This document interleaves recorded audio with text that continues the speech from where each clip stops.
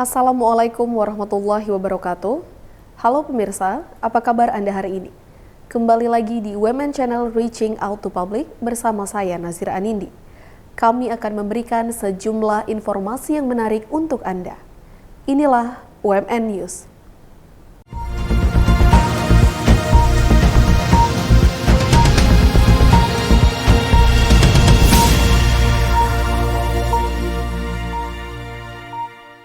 Berita pertama kami awali dengan Senat Universitas Muslim Nusantara Al-Wasliyah mengadakan rapat Senat pemaparan visi misi dan program kerja bakal calon rektor dan wakil rektor Universitas Muslim Nusantara Al-Wasliyah periode 2023-2027. Kegiatan ini diikuti oleh 9 orang bakal calon rektor dan wakil rektor.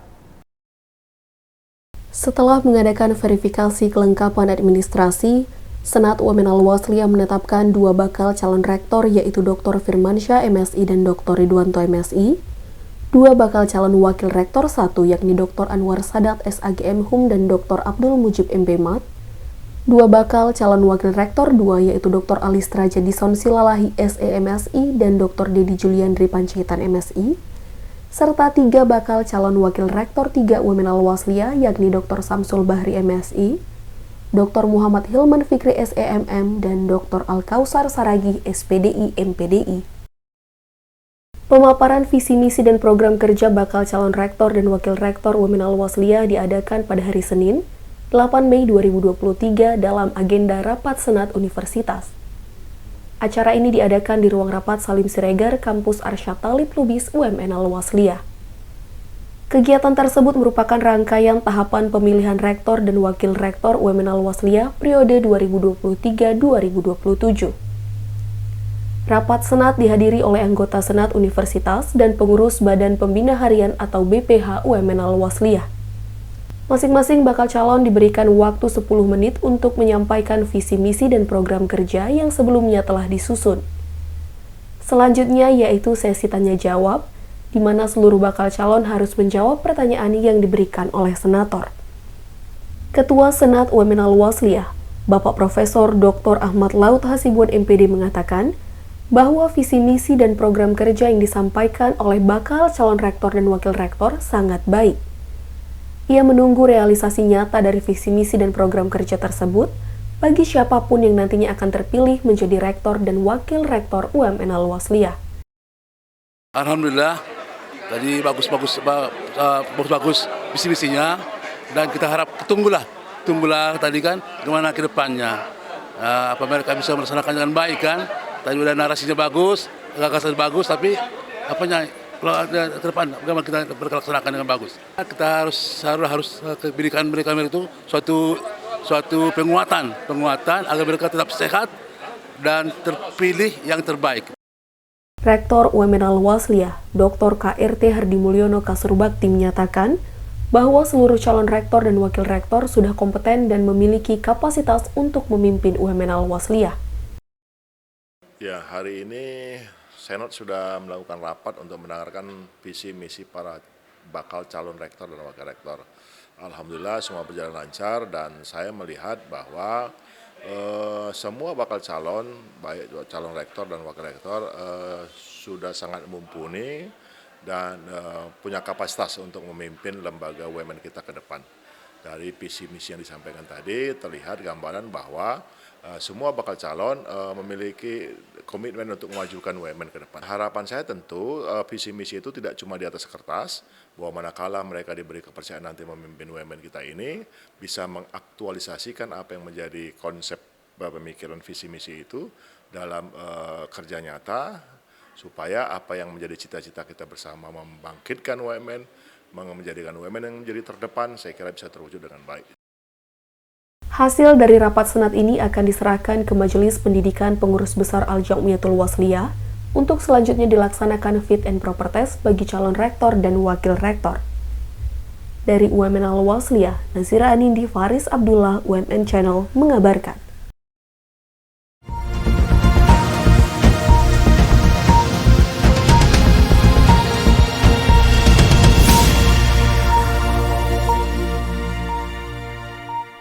Selanjutnya, program studi pendidikan guru sekolah dasar Pendidikan Guru Pendidikan Anak Usia Dini dan Bimbingan Konseling Fakultas Keguruan dan Ilmu Pendidikan UMN Al-Wasliah mengadakan kuliah umum dan seminar nasional.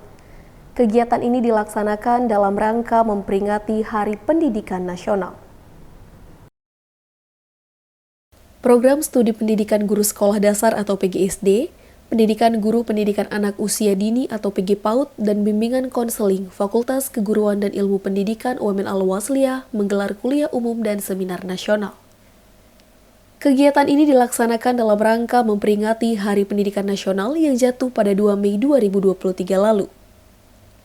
Kuliah umum dan seminar diadakan di Aula Oka Usman, Kampus Abdurrahman Syihab UMN Al-Wasliah pada hari Selasa 9 Mei 2023 dan diikuti oleh seluruh mahasiswa dari Prodi PGSD, PG-PAUD, dan BK. Kuliah umum ini mengangkat tema deteksi dini anak disleksia, sedangkan seminar nasional membahas tentang penguatan pendidikan karakter di lingkungan perguruan tinggi. Kedua tema ini sangat penting untuk dibahas mengingat para peserta yang mengikuti kegiatan ini merupakan calon-calon guru agar nantinya dapat mendeteksi dini jika ada peserta didik yang merupakan anak disleksia. Kemudian, semua guru harus memiliki karakter yang baik agar dapat mendidik siswanya menjadi baik pula. Tujuan dilaksanakan dari kuliah umum dan seminar nasional hari ini adalah yang pertama, agar Sivitas Akademika UMN Al-Wasliah memiliki pengetahuan tambahan terutama mengenai kemampuan dalam mendeteksi secara dini dari keterlambatan membaca atau disleksia. Sedangkan tujuan dilakukannya seminar nasional adalah untuk menguatkan atau menambah pengetahuan terkait dengan karakter yang ada pada mahasiswa. Karena kita bisa melihat apa yang terjadi dalam realita kehidupan, terjadi degradasi dari karakter-karakter yang tertampil, baik secara aktual yang bisa dilihat secara langsung maupun dalam rekaman-rekaman media sosial. Tema deteksi dini pada anak disleksia, kenapa diangkat? Karena memang Sivitas Akademika sebagai peserta hari ini itu adalah mahasiswa pendidikan yang nantinya mereka akan menjadi guru. Dan sebagaimana juga pengalamannya, bahwasanya anak-anak disleksia ini juga ditemukan dalam kelas-kelas, ya. Jadi baik terutama pada satuan pendidikan sekolah dasar. Jadi anak-anak yang mengalami kesulitan dalam membaca, ya kan, menulis dan lain sebagainya itu seringkali terjadi atau seringkali ditemukan di satuan pendidikan sekolah dasar. Apakah itu dari guru SD-nya, apakah itu dari guru bimbingan konseling maupun guru pendidikan anak usia dini. Sedangkan untuk seminar nasional penguatan karakter, jadi bahwasanya dalam setiap kegiatan apapun karakter ini harus ditunjukkan terdepan. Karena mengingat juga bahwasanya adab itu di atas ilmu, sehingga untuk bisa mendapatkan ilmu tadi maka karakter-karakter yang baik ini harus dimunculkan. Setidaknya atau seminimalnya adalah mendengar dari apa yang disampaikan oleh penyampai. Dekan FKIP UMN Al-Wasliah, Dr. Samsul Bahri MSI sangat mengapresiasi kegiatan kolaborasi ini. Ia mengatakan bahwa hal ini harus dilakukan secara berkelanjutan guna menambah ilmu pengetahuan dan untuk mendukung capaian akreditasi unggul bagi program studi di FKIP UMN Al-Wasliah. Alhamdulillah kami Dekanat Fakultas Keguruan dan Ilmu Pendidikan menyampaikan terima kasih khususnya kepada Kaprodi PGSD, Bimbingan Konseling dan PG-PAUD Fakultas Keguruan dan Ilmu Pendidikan yang telah menyelenggarakan kuliah umum dan seminar nasional dalam rangka Hari Pendidikan Nasional. Kami pikir ini adalah kegiatan yang perlu kita rencanakan dan kita laksanakan secara kontinu. Ya. karena ini adalah merupakan penambahan keilmuan.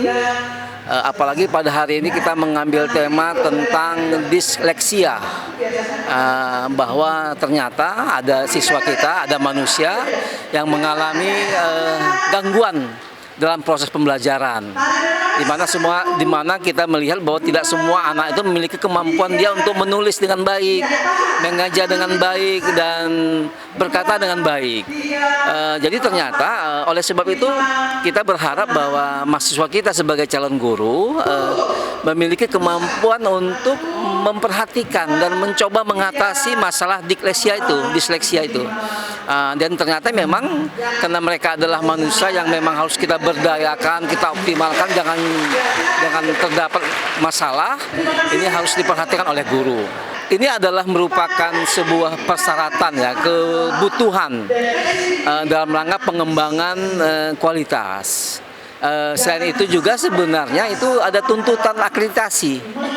Jadi hari ini memang kegiatan-kegiatan seperti ini, seminar, FGD dan kuliah umum itu harus dijadikan sebagai program yang tetap.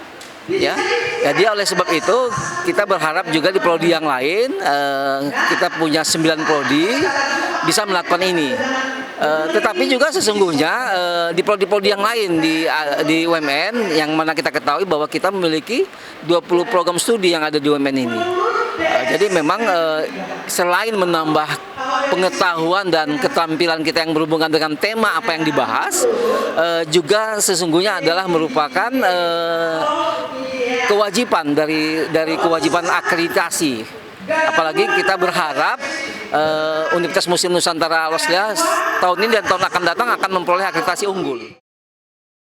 Dalam kesempatan ini, narasumber pada kuliah umum yaitu Ibu Marlinda SPSI Psikolog yang merupakan Ketua Asosiasi Psikolog Sekolah Indonesia atau APSI Wilayah Sumatera Utara. Dijelaskan bahwa disleksia merupakan salah satu gangguan belajar. Anak disleksia mengalami gangguan pada fungsi dan proses tertentu seperti bahasa, memori, menulis, mengeja, dan menghitung. Hal ini dapat disebabkan oleh beberapa faktor seperti genetik, cedera otak, trauma, lahir secara prematur, kelainan pada struktur otak yang berperan dalam kegiatan mengolah kata dan berpikir, dan masih banyak lainnya.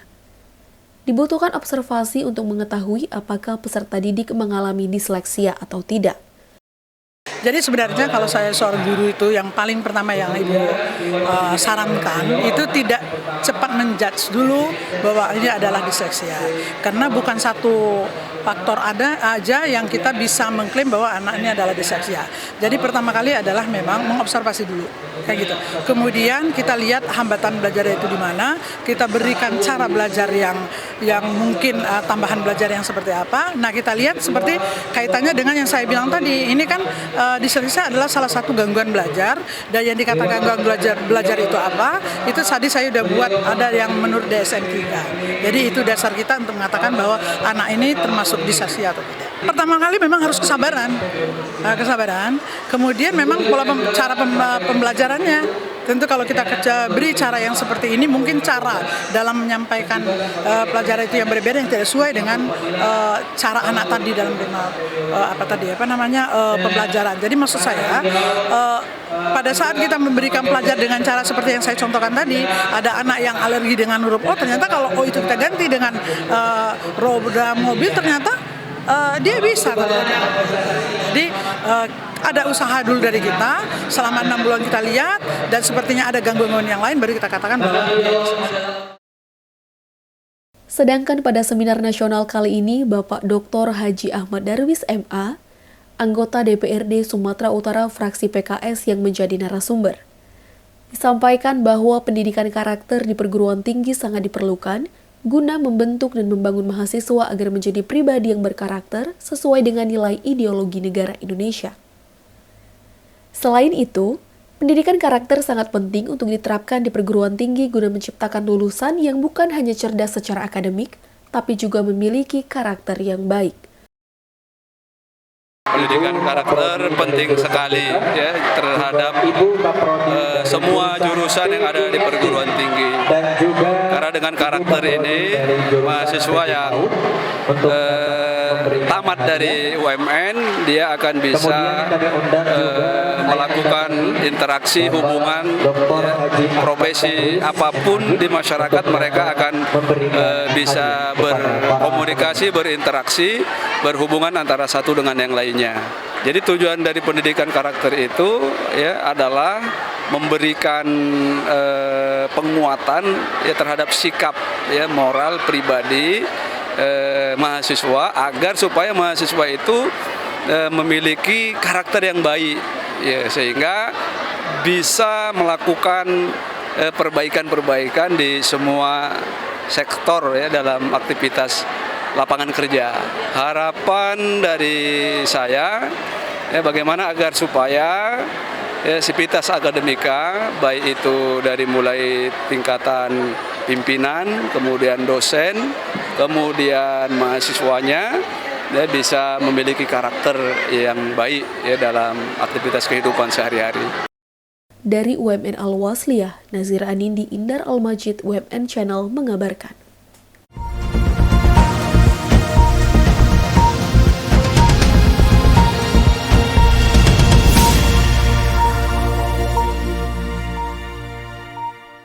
Informasi tadi sekaligus menutup jumpa kita pada hari ini.